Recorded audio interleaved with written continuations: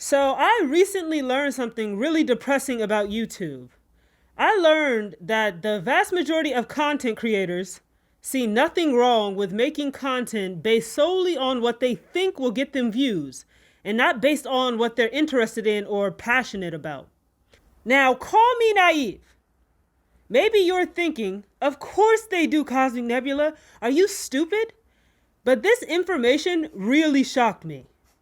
And it really disappointed me, to be quite honest, because it's something that never occurred to me when I decided to start my own YouTube channel. See, I'm a pessimist, but I'm also an idealist. I thought that the passion to show the world your creativity was the driving force behind content creation. But I realize now that that was just a projection. Now, I understand that people invest money and time onto YouTube and should get something out of it. But my problem is that people are willing to completely remove their own passion from the equation if they think it will get them views, subs, and revenue.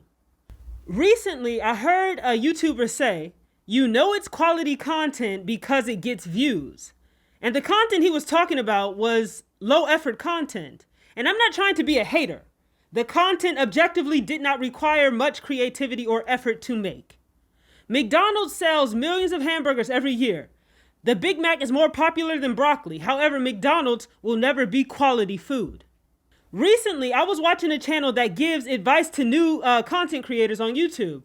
And this YouTuber said, as a content creator, it is your job to make content for what people want and not what you want.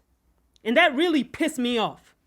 How is creativity supposed to flourish with a mindset like that? For the most part, people don't actually know what they want. People mostly choose their interests according to what is presented to them. Who knew 50 years ago that we would have electronic gadgets and access to the information highway so that we could watch people making videos that they upload to the internet for our entertainment? Who knew that people would like watching somebody decorate a cake? Who knew that people would enjoy sitting and listening to somebody talk about a topic for 2 hours on a podcast? No one could have predicted any of that. YouTube itself is a testament to what the creativity of an individual can accomplish. YouTube is literally the first of its kind. Creativity on YouTube has been stifled for at least 5 to 7 years. And it feels like it's getting worse every day. These days, you are constantly bombarded with the same content on your homepage. I recently deleted my YouTube history, and when I refreshed the page, every single video recommended to me was a video with views over 1 million. And all of the channels were verified channels with hundreds of thousands or millions of subscribers. Every channel had titles written the same way. All the thumbnails were designed in the same way. All of the videos were edited in the same way. I feel like big YouTubers all employ the exact same editing team. I swear to God. There used to be a time on YouTube where you could distinguish content creators based on thumbnail design or editing style alone, because people were amateurs. They had their own style, their own music, they had their own catchphrases. They did things in their own unique way. And I like seeing individual people express themselves in their own way. But these days, in order for channels to be searchable on YouTube, they have to be doing something related to or similar to what is already popular. And this is why so many niches seem overly saturated with similar looking content. Because YouTube rewards content that has already proven to be popular. And I put popular in quotations because nothing is inherently popular. Recommendations and exposure have a huge influence on what people view as popular. All people have to do is see other people looking at something, and they will also start to look at it. Human beings are sheep after all. No one searched for the first realistic cake decorating video. No one searched for the first reaction video. And no one knew what a vlog was a few years ago. It was recommended to them by YouTube. They were intrigued, they clicked on it, and they were fascinated by it, even though they likely wouldn't have looked for it themselves. And all of these things became niches with millions of subscribers and views. I also recently realized that I mostly watch what YouTube recommends to me, and not what I seek out for myself. YouTube is in a constant state of trying to control what I watch. And I have to go out of my way to hide content to stop YouTube from recommending popular videos that don't appeal to me. And after spending 10 minutes a day hiding popular content that I don't like, YouTube begins recommending similar content the very next day. YouTube these days wants content creators to cater to people by giving them what they already have. How does that make sense? I don't want to watch content that I feel like caters to what I already watch. I want to watch content that I feel like can teach me something that I didn't already know, offer a different point of view, or show me something I would have never seen on my own. I like being able to look into other people's world. I like seeing their creativity. And I know who I am, and I know what I like, and I know what I think. Why would I want to watch content that only further reinforces that? That's boring. I'm bored. Why aren't you? So my channel was originally supposed to be a voiceover channel because I was too afraid to come on YouTube in a latex mask because I had never seen it done before. I was afraid to do this black background, and I wasted hours looking for a theme song for my channel because I was afraid my videos would be too boring otherwise. But then I said, fuck it. And I just went with the idea that I came up with. And this is the end result. And it really appeals to me. I don't know if other people like it, but why can't I show what I like? Because isn't that what YouTube was originally based on? People showing what they liked and other people coming along and taking an interest in it too?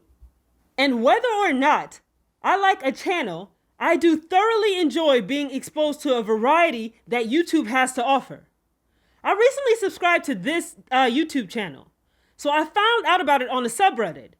I don't even like creepypastas, but I subbed to this channel because it was refreshingly unique. I enjoyed the creativity behind it. I enjoy watching that creativity flourish. I want to have channels like this on my homepage and in my subscription feed because I just enjoy looking at the creativity and the effort that the creator put into it.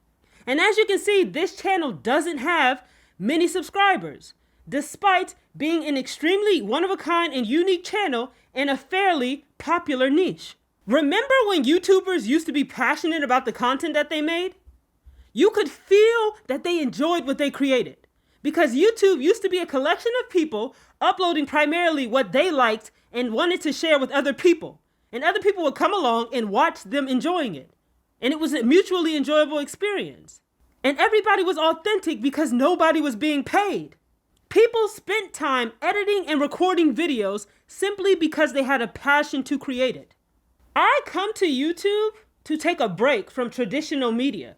I like seeing creativity of individual creators. And I love seeing what people would come up with. But these days, YouTube is full of a bunch of overproduced, over-edited, studio production quality videos. And the unique creators behind the camera don't seem to even enjoy doing the work anymore, but anything to feed the algorithm. One of my favorite types of videos on YouTube is commentary, which is why I made a commentary channel. Anyway, I recently started watching a popular YouTube commentary channel with over 1 million subscribers and over 500 videos. So after binge watching their recent content, I thought I had a baseline understanding of this person's temperament. But after a while, I started to get a feeling that this person didn't really seem to enjoy the work that they were doing. So I went back to this person's oldest videos on their channel, and I looked at the first 100 videos, and the person in that video and the amount of energy and just joy and passion they had is gone 5 years later. They seem like a completely different person, and yet they continue to grind and make videos just to make videos. So I unsubscribed and I blocked that channel from my feed. And it makes sense, right? Because who wants to make 500 videos about the same shit for years? I completely understand getting burned out. YouTubers get stuck in their niche to some degree, but also to some end, they don't care to escape it. They will continue doing something they don't enjoy just to continue making money. I don't understand the attitude of continuing to do something you don't enjoy when you have the income to change. So this YouTuber in question is North America based and gets over 200 million views a month and regularly does sponsorships. So this person is most definitely bringing in mid 5 figures a month and has been for years. So they're not just trying to make it like everybody else. And my problem with this type of content is that it creates this weird standard of just do it whether you like it or not. YouTube advice channels unilaterally tell new content creators that they should just make content according to what is already popular and what will do well on the algorithm, rather than what they have passion and joy about. They tell people that they should shelve their natural creativity and just do what has always been done, what is already popular. Even though nothing was a trend until somebody took the creative risk and made it a trend. And it tells the next person that thinks about becoming a content creator to just ignore what they want to do, to ignore their passion, ignore their idea, and just do what you have to do in order to blow up. And there are so many people so eager to oblige this request. So many aspiring content creators have no problem removing their own passion and desire from the equation if they think that it can get them subscribers and views. This is why social media is oversaturated with the same trendy content.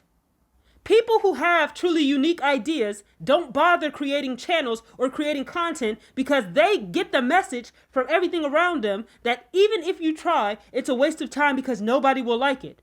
Because all you should do is what is already being done. Even though YouTube is the birth child of creativity and of risk. And then the viewer gets to the point where they are so acclimated to being force-fed this trendy content that they no longer even seek out anything else.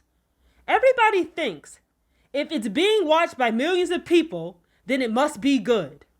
And maybe it is good, objectively. But I'm saying is that it is naive to think that our opinion on content is objective because it is most definitely being influenced by the reality that millions of other people have already watched it. The fact is, if something is on the trending page of YouTube or on the home page, your brain has already been influenced to think of that content as higher quality just because of those numerical values. Whereas if you had sought out that content on your own and those numerical values weren't there, you likely would not have thought of that content as highly as you do. I'm guilty of this myself. I actually prefer amateurish, small YouTubers. I always have.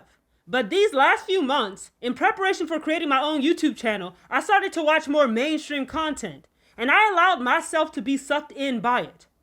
So I deleted my history and I started over again.